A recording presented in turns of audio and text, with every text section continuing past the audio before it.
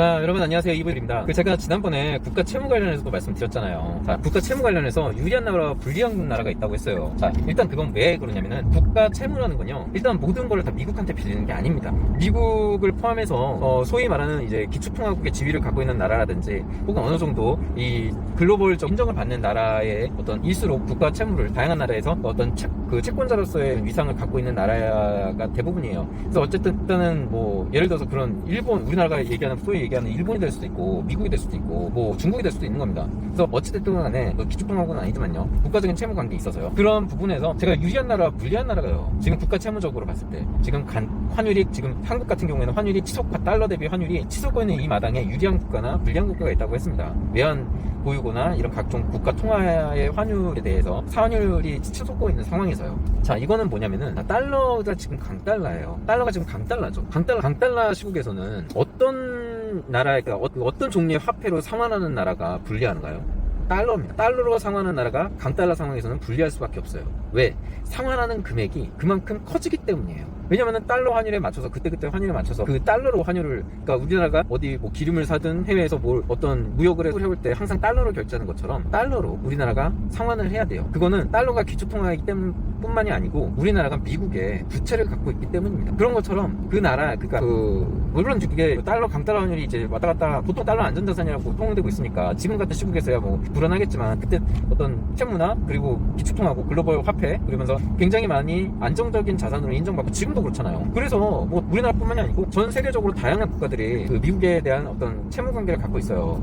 그래서 이런 부분에서 우리나라는 강달러 시국 속에서는 불리한 측면이 많아요. 그렇기 때문에, 왜냐하면 우리가 상환해야 될 늘어나는 거기 때문에 결코 좋지 않은 현상이죠. 근데 이거를 반대로 생각해보자고요. 반대로 달러로 상환해야 될 빚이 적은 나라, 달러로 부채를 상환해야 될 부담이 적은 나라 는 유리할까요, 불리할까요? 네, 유리합니다. 달러가 강달러인 시국에서 달러로 상환해야 될 빚이 적다는 거는 액수의 변동이 크지 않다라는 얘기. 거기에 추가적으로 이런 어떤 미국의, 보통은 미국의 환율을 이제 올리고 강달러 국면으로 가게 되면은 자국 화폐가 이제 어느 정도, 자국 화폐를 보통은 이제 권위 있는 나라들, 글로벌적으로 경제적으로 권위 있는 나라들은 보통은 미국의 경제 정책 기조를 따라가요. 근데 지금 역행하고 있는 그런 권위 있는 국가가 있죠. 어디예요? 일본입니다. 일본은 지금 환율을 높일 수가 없는 상황이에요. 지금 경제적으로 이 환율을 높이게 되면은 그 환율을, 그러니까 금리를 높이게 되면은 얻는 이익보다, 그러니까 받는 피해가 더 큰 거예요. 받는 이익보다 받는 피해가 더 크기 때문에 금리를 올리고 싶어도 올릴 수가 없는 상황이에요. 그래서 저금리를 지금 유지하고 있거든요. 근데 일본 집값 보세요. 이것도 또 다음에 또 말씀드릴게요. 일본 집값이 오른가요? 저금리? 지금 저금리예요. 부동산 오르던가요? 아니죠. 지금 거의 한 잃어버린 20년 전에 그 가격 그대로죠. 그거 우리나라 절대로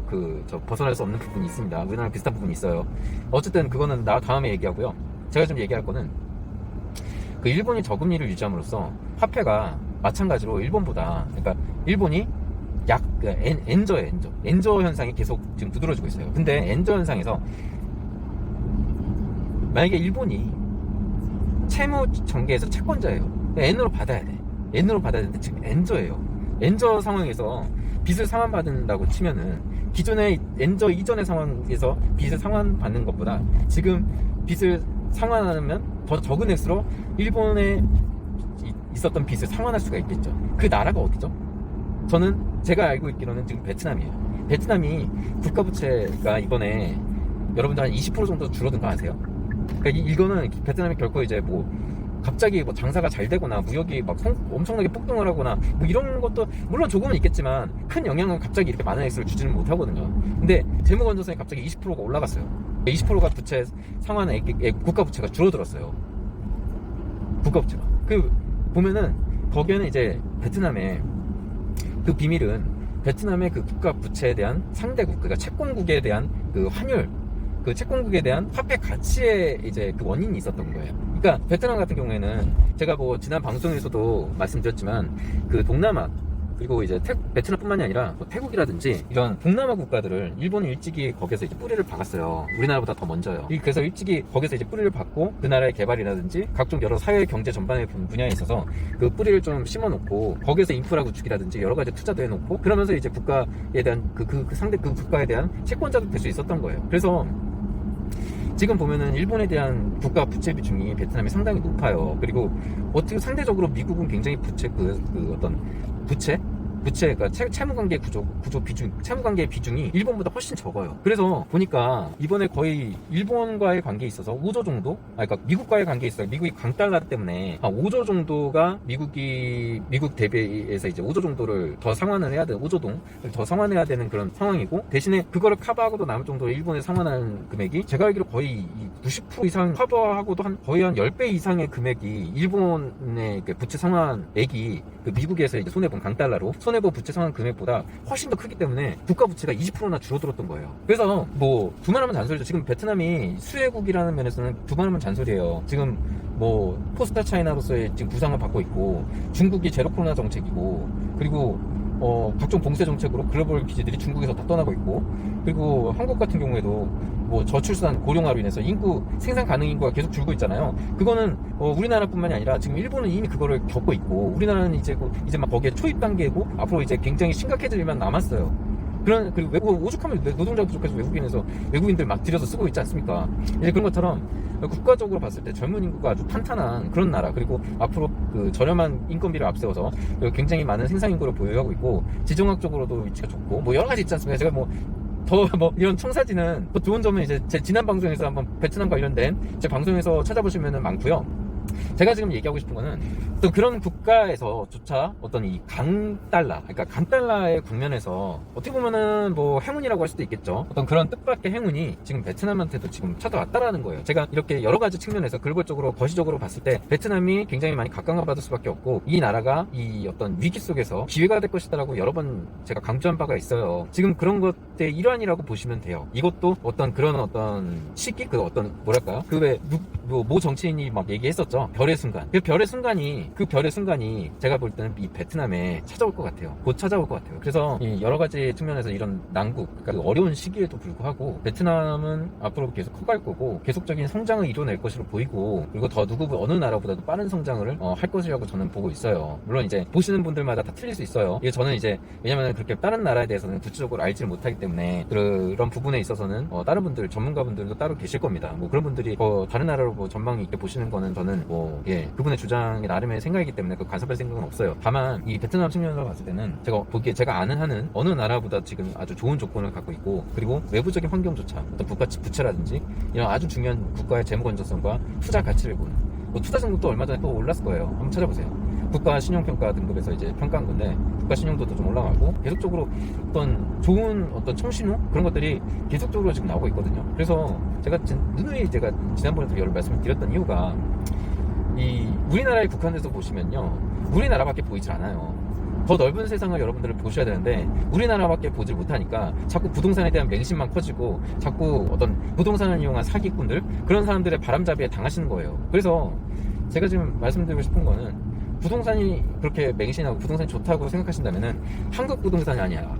한국 부동산뿐만이 아니라 세계 부동산으로 좀 더 넓혀서 보세요. 시야를 좀 넓게 보시면은 더 좋은 곳에, 더 어떤 투자 가치가 더 좋은 곳이 많이 있거든요.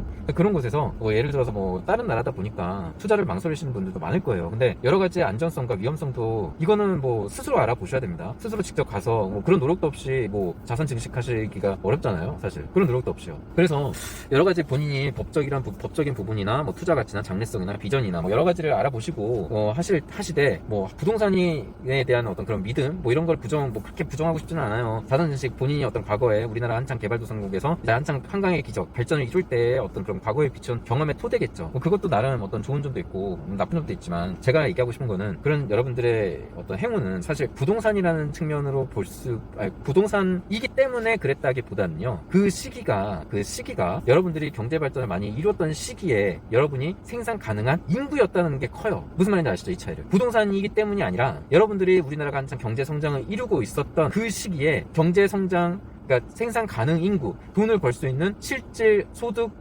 인구였기 때문에 여러분들이 부동산을 위해서 돈을 벌 수 있었지, 그 당시가 부동산이기 때문에 돈을 벌었던 건 아니거든요. 그러니까 지금 이 시기가 맞지 않다는 얘기를 좀 드리고 싶은 거고, 우리나라는. 그래서 다른 나라도 얼마든지 여러분들의 그 시기, 포커싱을 시기에 맞춰서 보세요. 그 시기를 맞춰서 보시고, 그 시기에 맞게 어떤 여러분들의 자산을 활용해 보는 거를 저는 추천드려요. 지금 막연하게 부동산은 무조건 좋다 이런 얘기가 아니고, 여러분들이, 제가 진짜 중요한 얘기인데, 여러분들이 그 시기를 보시라는 얘기예요. 여러분들이 그 부동산, 그러니까 지금의 50대 분들이나 60대 분들 부동산으로 어느 정도 뭐 갈아타기 하시든 아니면 지금 최근에 뭐 집을 파시든 뭐 여러 가지로 인해서 이득을 보신 분들은 그걸로 그 부동산이기 때문에 여러분들이 돈을 번 게 아니에요. 그 시기가 운이 좋았던 것도 있겠지만 70년대, 특히 60년대, 70년대, 80년대 이때 어떤 생산 가능 인구였었던 분들, 그분들은 대부분 어떤 그 시기가 맞아 떨어졌다라는 얘기예요. 뭐 강남 같은 데도 마찬가지고요. 강남에서 뭐 그때 되게 벌판이고 뭐 논밭이었고 뭐 그랬잖아요. 근데 그때 여러분들이 그런 결단, 그러니까 강남에 집을 사자라는 생각을 가졌던 게 그때 여러분들이 돈을 벌 수 있었던 세대였다라는 얘기예요.